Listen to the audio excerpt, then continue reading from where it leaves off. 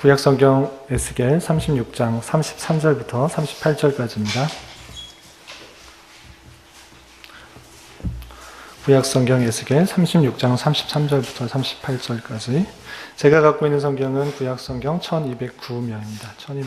1209면 전후를 보시면 되겠습니다.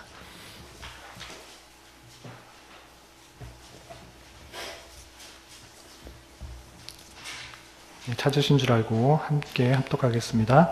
주 여호와께서 이같이 말씀하셨느니라.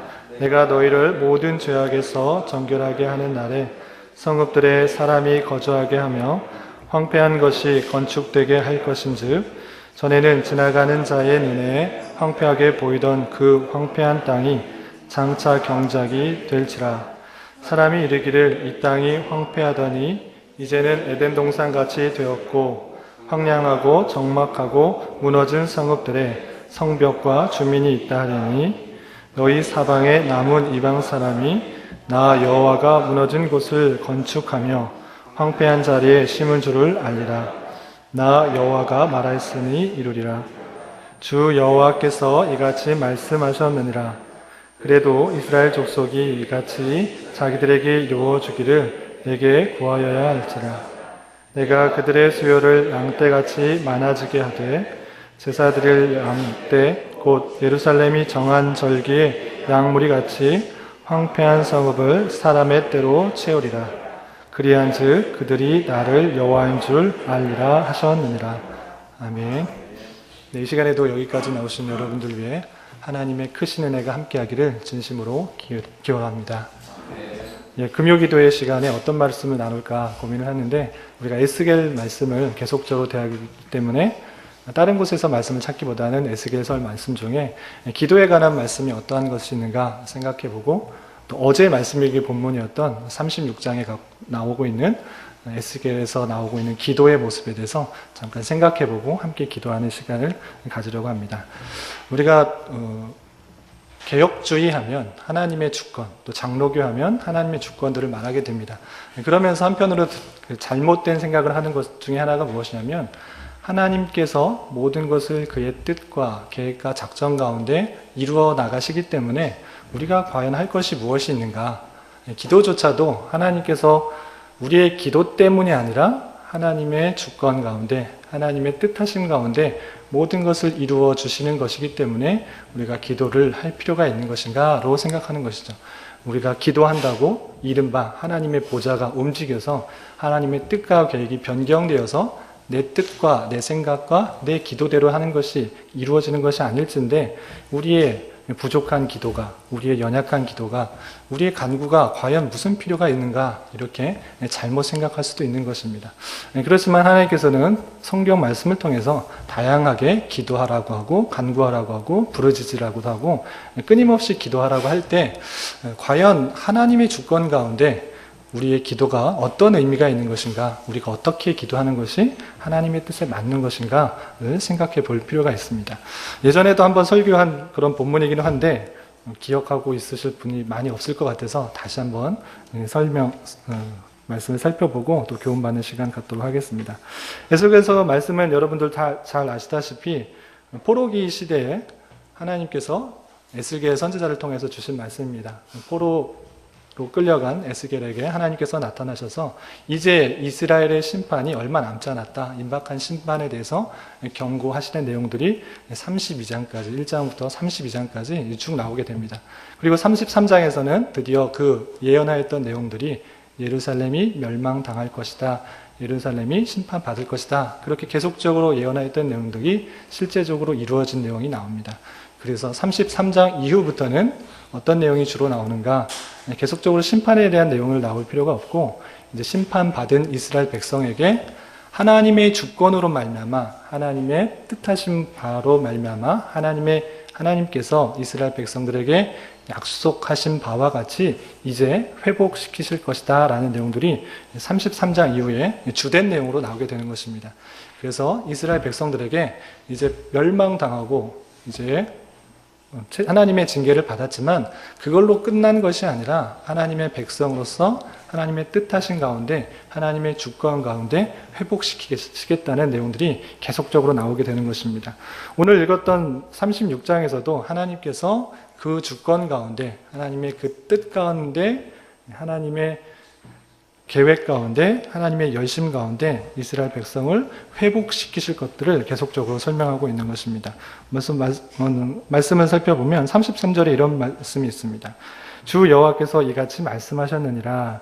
내가 너희를 모든 죄악에서 정결하게 하는 날에 성읍들에 사람이 거주하게 하며 황폐한 것이 건축되게 할 것이다.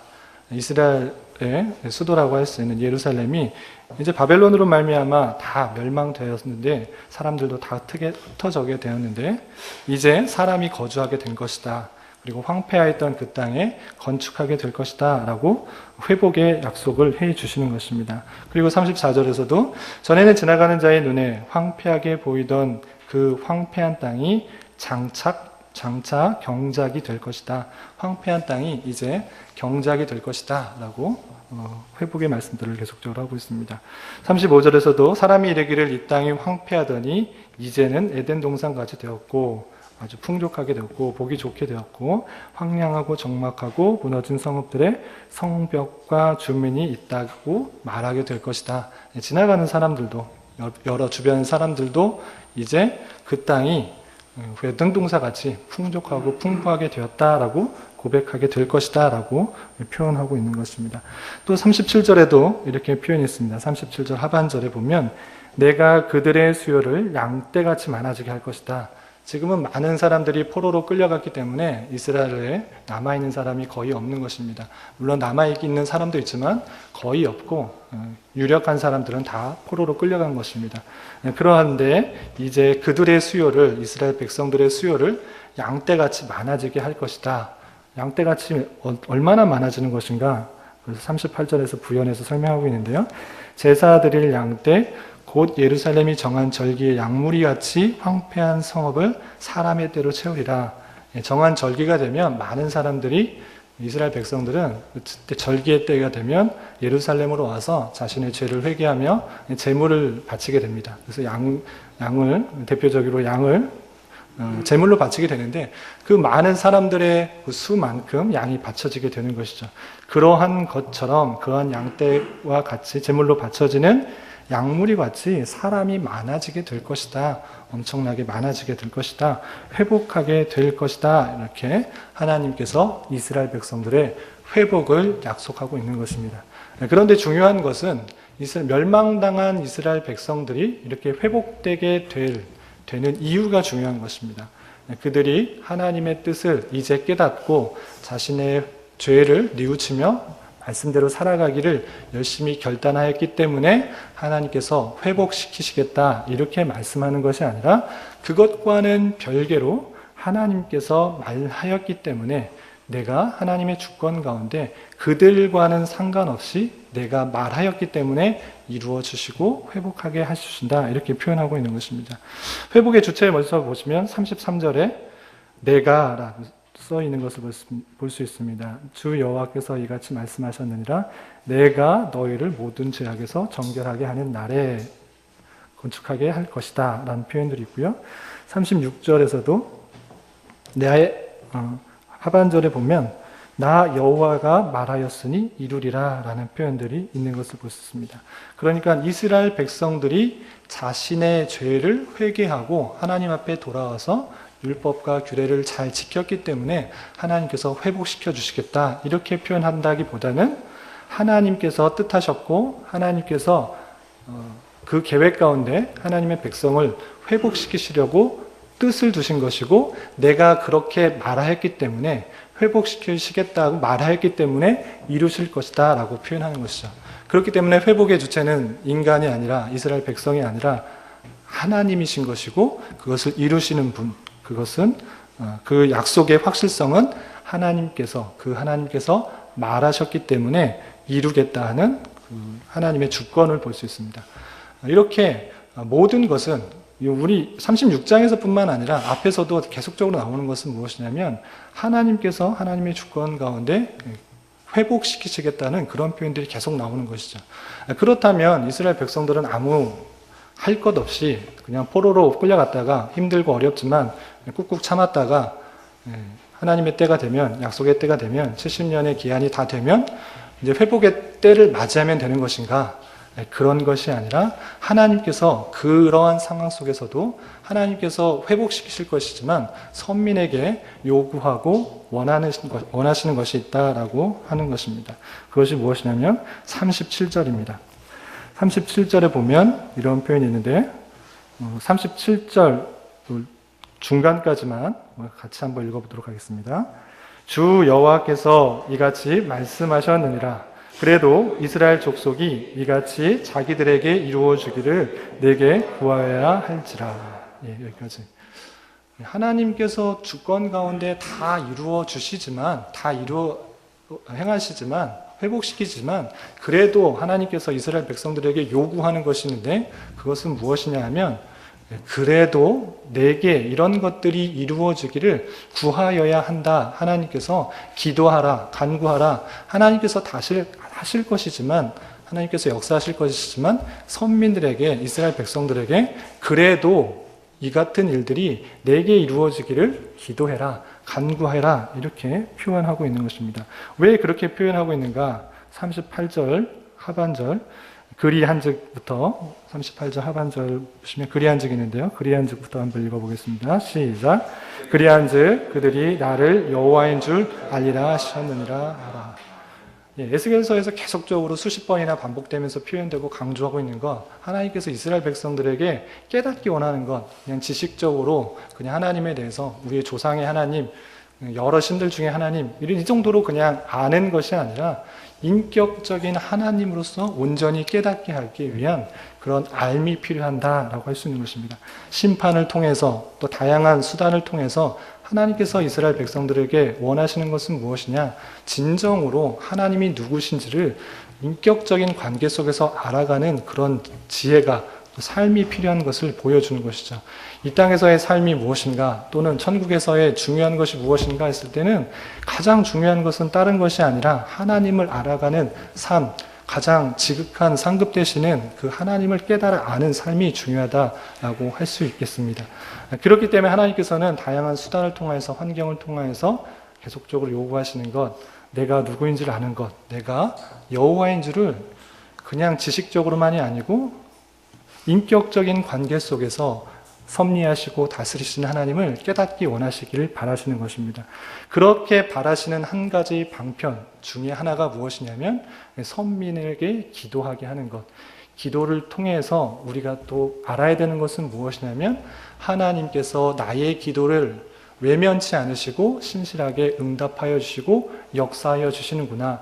나의 기도에, 나의 부족한 기도에, 나의 연약한 기도에 하나님께서는 역사하여 주시고 나타내 주시고 내 기도보다도 훨씬 더 크게 역사하여 주시고 내 기도보다도 훨씬 신실하게 역사하여 주시는구나를 깨달을 수 있도록 해 주신다는 것입니다. 우리가 기도하지 않아도 하나님께서는 물론 하나님의 주권 가운데, 능력 가운데 모든 것을 역사하시고 회복시키시고 그 뜻을 이루실 수 있습니다. 그렇지만 하나님의 어떠하심들을, 하나님의 역사하심들을 경험하고 깨닫게 하기 위해서 하나님께서는 기도의 한 방편으로 사용하신다라는 것들을 잘 알아야 될 것입니다. 그래서 우리가 어떤 상황이 왔을 때, 기도할 수밖에 없는 상황이 왔을 때, 그것은 하나님께서 우리를 기도하게 하시는 하나님의 섭리구나. 하나님을 보이시기 위한, 하나님께서 하나님의 신실하시고 선한 섭리를 보여주시기 위한 또 하나의 기회구나를 생각할 수 있어야 될 것이고, 기도할 때다, 그것은 하나님을 경험할 때다로 연관지어 생각할 수 있어야 될 것입니다. 이런 가운데 기도의 의미를 하나님의 주권 가운데 생각하면서 조금 의미를 확장시켜 보아야 될 것입니다. 말씀드린 것처럼 에스겔서 36장에서는 기도하는 것을 통해 하나님의 주권 가운데 모든 것을 역사하여 다스려 나가시지만 그래도 선민들에게 기도하라고 말씀하시면서 하나님의 어떠하심들을, 여호와를 깨달아 알기를 바라시는 그런 모습을 볼 수 있습니다. 그렇기 때문에 우리가 중요한 것은 무엇이냐면, 우리가 놓치고 있는 것 중에 하나가 무엇이냐면 기도가 일방적으로 끝나는 경우가 있다는 것입니다. 무슨 말이냐면 내가 필요한 상황들, 내가 원하는 것들을 일방적으로 하나님 앞에 간구하고 외치고 부르짖고 하는 경우가 있습니다. 그것이 나쁘다는 것이 아니고, 그렇게 기도하고 간구했다고 하면 그것으로 그치는 것이 아니라 그 기도가 어떻게 하나님께 상달되고 하나님께서 어떻게 그 기도에 역사하시는지를 깨달아 알 수 있어야 될 것입니다. 우리가 10월은 감사의 달로 보내는데 한 해를 바쁘게 살다 보니까 뒤돌아볼 때가 너무 없었던 것 같습니다. 그렇지만 또 유지 목사님께서 또 사진 전시회를 또 통해서 한 해를 쭉 돌아보니까 감사할 것들이 상당히 많은 것들을 보게 됩니다. 하나님께서 우리를 통해서 많은 일들을 행하신 것입니다. 마찬가지로 기도를 했다고 하면, 하나님 앞에 기도를 했다고 하면 어떤 것들, 내 마음의 소원들, 내 마음의 간구들, 하나님의 뜻이라고 생각하는 것들을 간구했다고 하면 그것이 어떻게 나타나는지를 확인하는 것이 중요하다라고 할 수 있습니다. 그냥 단순히 하나님 앞에 외치고 일방적으로 간구하고 울면서 탄식하면서 부르짖으면서 다양한 방법으로 구하는 것에 그치는 것이 아니라 그 모든 기도가 하나님께서 들으시고 어떻게 나타났는지, 정말 그렇게 애절하고 간절하게 기도했다면 그 기도가 정말 하나님의 뜻 가운데 이루어졌다면 감사거리가 많을 것입니다. 그냥 우리가 여러 가지 아무 생각 없이 기도했다고 하면 그것이 실제로 이루어졌어도 되돌아보지 않았다면, 그 기도가 어떻게 응답되는지 되돌아보지 않았다면 감사할 것들이 정말 줄어들 수밖에 없고 하나님의 역사하심들을 깨닫지 못하는 경우가 많이 있는 것입니다. 그러할 때 우리의 기도가 일방적으로 하나님 앞에 올려드리는, 외치는 일방적인 기도가 아니라 그 기도를 통해서 어떻게 나타나시는지를 깨닫는 것이 중요하다고 할 수 있습니다. 그래서 그 기도가 정말 기도대로 응답됐다면 하나님께서 정말 그 뜻을 이루어주시는, 내 소원을 들어주시는, 내 마음을 들어주시는 하나님으로 경험될 수 있는 것이고, 내 기도대로 이루어지지 않았다고 하면 어떻게 하나님께서는 그렇게 이루어지지 않더라도 내 생각과 내 방법은 아니지만 하나님의 뜻이 어떻게 하나님의 뜻이 드러나는지를 발견할 수 있어야 되는 것입니다. 그래서 내가 살아가면서, 하루하루 살아가면서 기도하면서 그 기도가 어떻게 응답되는지를 살펴보고 또 묵상하는 가운데 하나님의 뜻이 어떻게 드러난지를 깨닫는 것이 중요하다라고 할 수 있습니다. 여러분들도 신앙생활을 오래 적지 않게 하셨으리라 생각되지만 저도 그런 것 같습니다. 하나님을 어떻게 경험했느냐, 하나님을 어떻게 깨달았느냐.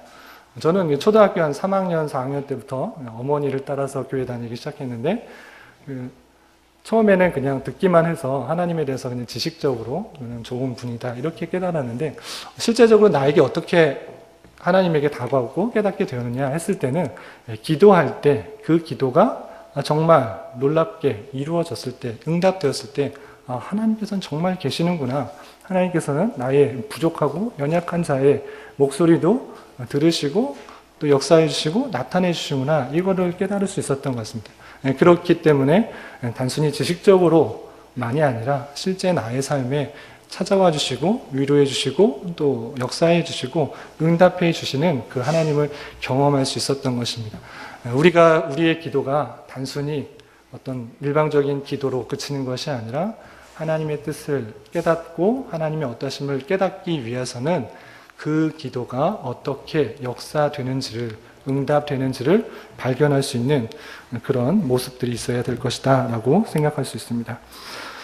또한 한 단계 더 나아가서 생각해 보면, 하나님께서 말씀드린 것처럼 그냥 주권 가운데, 능력 가운데 모든 것을 하나님의 방편대로 다 이루어 나갈 수 있는데, 하나님께서는 성경 많은 곳에서 기도하라고 하신 것입니다.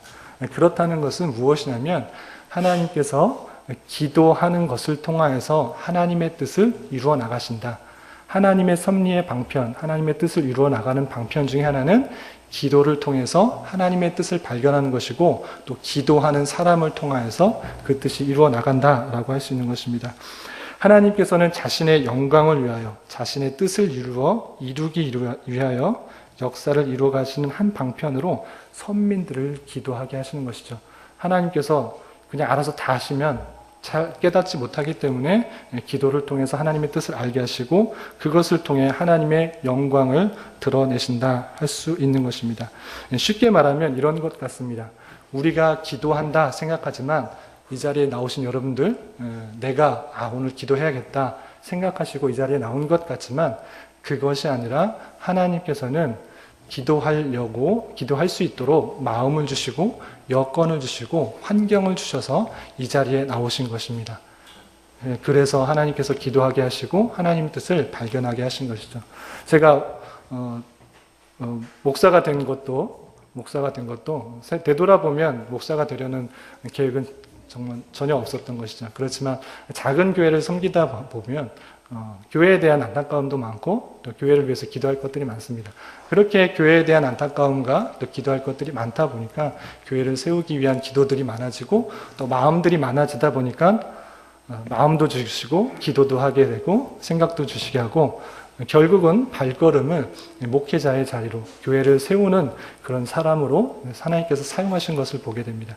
무슨 말씀을 하고 싶은 것이냐면 하나님께서는 하나님의 방법, 하나님의 뜻을 이루기 위하여 택하신 사람에게 마음을 주시고 생각을 주시고 기도하게 하시고 그 기도를 통하여서 하나님의 뜻을 이루어 나가신다라고 할 수 있는 것이죠. 예전에 청년부를 잠깐 섬길 때가 있었는데 그때 이런 기도에 대해서 이렇게 할 때 이런 기도를 하지 마라 한 적이 있습니다. 무슨 기도냐면 선교사들을 위해서 기도하지 마라. 우스갯소리로 왜 기도하지 마라 했냐면 선교사들에서 계속 기도하다 보면 선교사님들에 대한 마음이 생길 것이고 그 선교사님들을 위해서 기도하다 보면 어쩌면 선교사로 나가게 될지도 모른다. 제가 그랬기 때문에 제가 목사님들을 위해서 기도하고 교회를 위해서 기도하고 그러다 보니까 목사가 됐다. 너희들 선교사님들을 위해서 기도하다 보면 너무 많이 기도하다 보면 선교사로 나가게 될지 모른다. 이렇게 우스갯소리를 한 적이 있습니다. 그러한 것처럼 하나님께서 하나님의 뜻을 이루어 나가시는 방편, 하나님께서 말할 수 없는 탄식으로 우리 성도들의 마음속에 간구하게 하시고 또 생각나게 하시고 마음을 주게 하시고 기도하게 하셔서 그 기도하는 사람을 통해서 하나님의 뜻을 이루어 나가시는 것입니다. 어떤 책에서 보았는지 아니면 설교에서 보았는지 설교에서 어떤 목사님이 설교를 들었는지 하나님께서는 기도하는 자를 쓰신다 이런 문구를 들은 적이 있습니다. 저는 그 표현이 전혀 틀리다 이런 표현을 말하지 하지는 않지만 저는 그렇게 표현하고 싶습니다. 하나님께서는 기도하는 자를 쓰시는 가 아니고 하나님께서는 기도하게 하시고 쓰신다라는 것입니다. 하나님께서는 그냥 아무나 그렇게 쓰시는 것이 아니고 마음과 생각을 주시고 기도하게 하시고 하나님의 뜻을 이루어 가시는 방편으로서 기도하는 그 사람들에게 통하여서 그 사람들 통하여서 하나님의 선한 뜻이 섭리가 이루어 나가게 된다는 것입니다. 그러한 면에서 또 한 가지 생각해야 될 것은 하나님께서 기도하게 하시고 또 마음을 주셔서 생각나게 하시고 기도하게 하시고 그 사람을 통하여서 생각나는 사람을 통해서 기도한 사람을 통해서 그 뜻을 이루어 나가는데 그렇다면 우리가 기도할 때 그 기도가 실제적으로 하나님의 뜻을 이루어나가는 하나의 방편이라고 생각할 때 생각해야 되는 것은 그 기도에 따라서 삶을 살아가야 된다는 것입니다.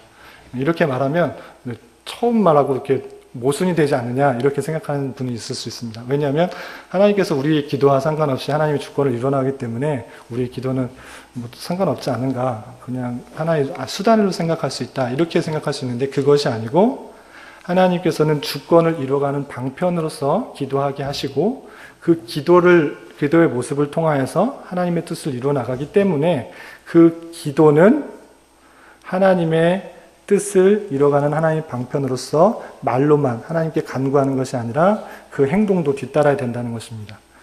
하나님의 주권과 주권적인 역사와 함께 하나님의 계획과 뜻을 나타나기 위해서 선민에게 행동하게 하시는 섭리의 방편이 있음을 믿고 기도한 것 같이 실제로 행하는 삶이 필요한 것입니다. 쉬운 예로 그냥 열심히 복권 맞게 해달라고 기도하지 마시고 복권을 사는 삶이 필요하다라고 할 수 있습니다. 하나님께서는 복권을 많이 사는 사람에게 일반적인 은총 가운데 복권을 맞게 해주실 수 있는 것이죠. 복권에 맞게 해달라는 그런 기도도 중요하지만 복권을 사는 그런 노력도 필요한 것이죠. 복권 사라는 그런 말씀이 아니고요. 여러분들이 열심히 교회 부흥을 위해서 또 주변 사람의 전도를 위해서 또 여러 가지 것들을 기도한다고 했을 때 그렇게 기도로만 끝나는 것이 아니라 나의 삶의 모습을 통하여서 주변 사람이 전도될 수 있도록 노력해야 될 것이고요. 교회에 여러 가지 연약한 부분이 보인다. 그것은 하나님께서 여러분들에게 주신 특별한 은혜입니다. 그 부분을 보고 비판하고 평가하고 그냥 수군거릴 것이 아니라 그것을 보고 안타까워하며 기도해야 될 것이고 내가 그 부분에 대해서 어떻게 보완할 수 있고 보충할 수 있고 또 힘을 다할 수 있는지 노력할 수 있는 그런 마음을 하나님께서 주신 것입니다. 그렇기 때문에 그런 것들을 기도하고 그 기도한 것대로 실제적인 삶을 살아갈 수 있어야 될 것입니다. 말씀을 정리할까 합니다. 선민에게 있어서 기도는 하나님께서 선한 계획을 가지고 섭리하시는 자신을 알리시기 원하며 또 그 선한 뜻을 이루어 나가기 위한 방편의 하나로 사용되는 것입니다. 바른 기도의 내용을 교훈받은 성도답게 주님의 뜻을 더욱더 알게 힘써야 될 것이고 또한 그 배운 뜻을 잘 이루어주기를 열심히 기도하며 또한 삶으로 행할 수 있는 자가 되어야 될 것입니다. 교회는 변화의 시기에 있는 것 같습니다. 기도가 많이 필요한 그런 시기인 것 같습니다. 기도하러 나오신 우리 모두가 하나님의 선한 뜻을 이루어가는 데 있어서 귀한 도구로 쓰임받는 은혜가 있기를 진심으로 기원합니다.